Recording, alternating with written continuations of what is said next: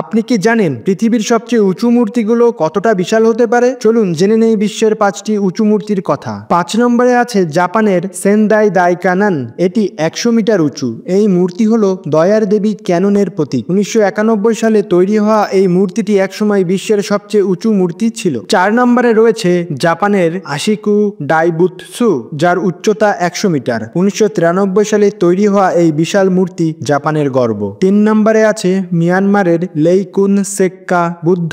এটি 116 মিটার উঁচু। এটি বিশ্বের অন্যতম উঁচু ধর্মীয় মূর্তি। 2 নম্বরে আছে চীনের স্প্রিং টেম্পল বুদ্ধা। মূর্তিটির উচ্চতা 128 মিটার। এটি 2008 সালে নির্মিত হয়। 1 নম্বরে আছে ভারতের স্ট্যাচু অফ ইউনিটি। গুজরাটে অবস্থিত 182 মিটার উঁচু এই মূর্তিটি সর্দার বল্লভভাই প্যাটেলকে সম্মান জানিয়ে নির্মিত হয়েছে। এটি বর্তমানে বিশ্বের সবচেয়ে উঁচু মূর্তি। এই বিশাল মূর্তিগুলো শুধু শিল্প নয়, বরং ইতিহাস, বিশ্বাস আর সংস্কৃতির প্রতীক। আপনার কাছে কোন মূর্তিটি সবচেয়ে চমকপ্রদ মনে হলো কমেন্টে লিখে জানান। আর এমন সব ভিডিও দেখতে হলে আমাদের চ্যানেলটি এখনই সাবস্ক্রাইব করুন।